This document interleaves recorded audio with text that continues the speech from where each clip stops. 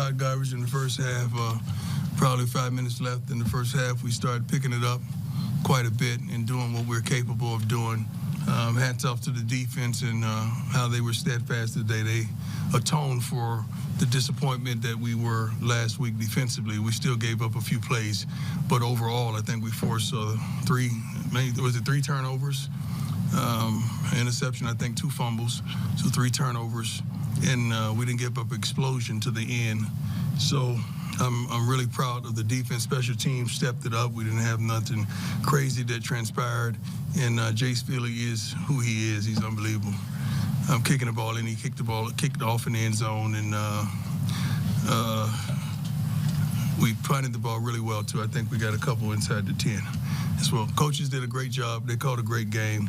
Some things that they're calling, we're just not doing what we're capable of doing, and they get the blame for it. But the kid is just in the wrong gap or not feeling like he's supposed to, or not blocking, or running the wrong route. So overall, it was a win. To just think that we played like we played and we won by that margin, that's a pretty good feeling for any coach. And I think for you all to see what we're capable of doing.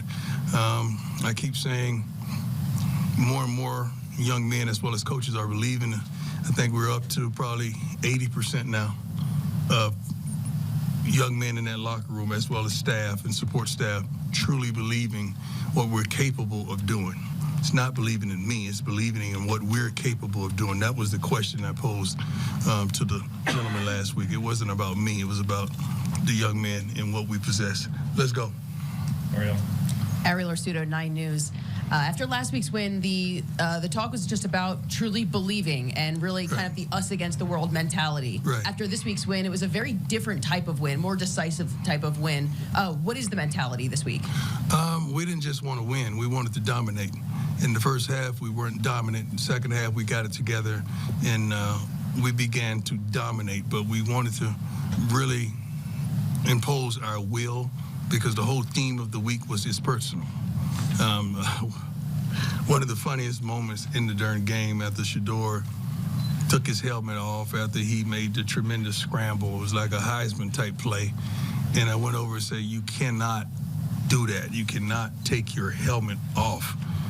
He said, Dad, it's personal.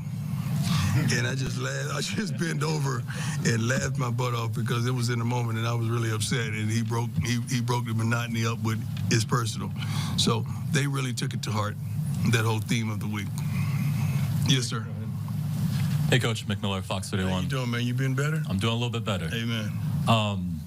When we met with you in the spring and we first asked you about Shaduer, you told us that growing up his nickname was Grown. Yeah. We just met with him and he said when Nebraska came out, Matt Rule and the team, they had a meeting, on the Buffalo, and he went in there and disrupted, and he said, he talked about my pops and I took that personally. That's right.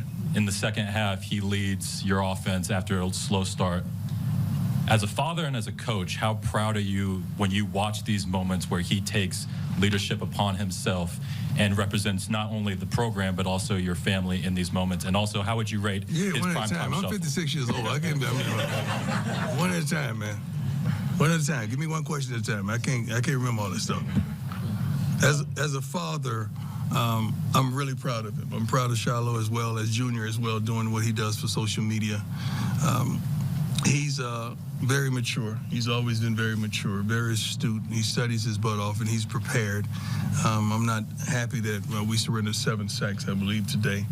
But once we got it going and he got his rhythm, he performed greatly. But to take the onus on himself when someone talks about me, that's how he grew up. If someone talked about my kids, I handled it. That's the expectation of a father, not a baby daddy. A father. I'm a real father, and I take pride in that. And I try to teach my sons the same.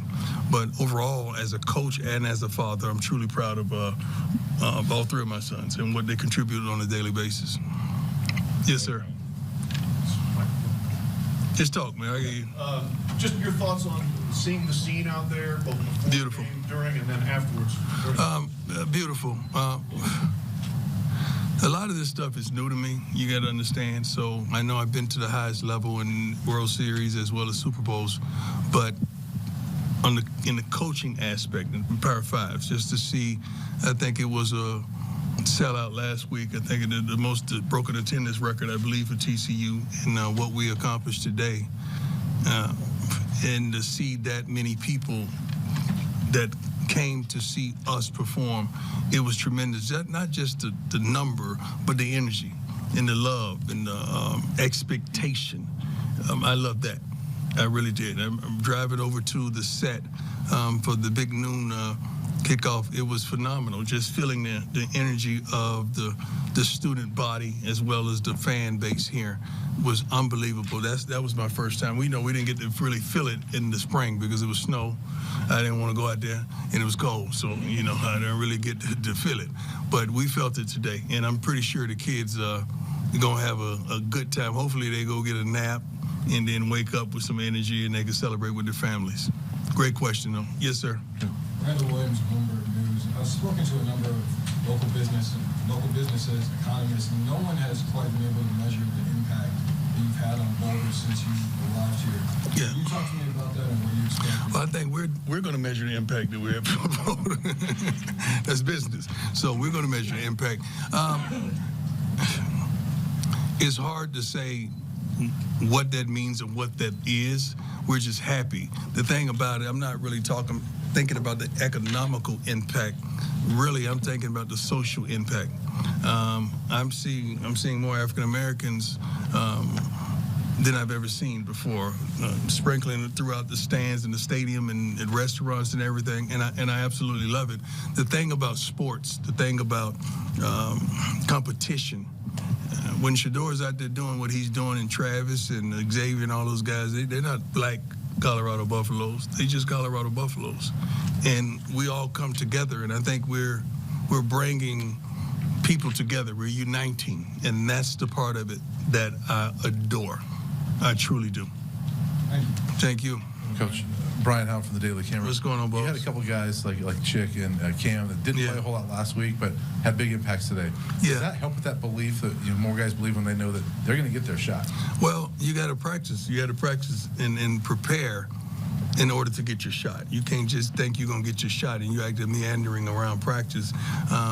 Chick has really been in the playbook. He's a Fort Myers boy, so I have a vested interest in him. I want to see him do well. He's my homeboy coming from the hometown.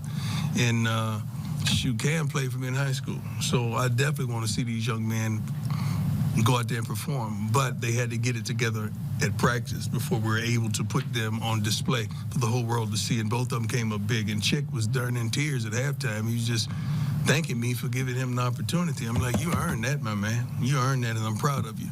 So I love those type of stories. Jake, go ahead. Hey, Coach. Jake Schwannis, DMVR. What's going on, boss? Doing well. How you doing? Excellent. How would you describe the connection that Shaduer and Xavier Weaver have? Shoot, they see the stuff that you see on the field. I see at practice. I've been saying this for a long time.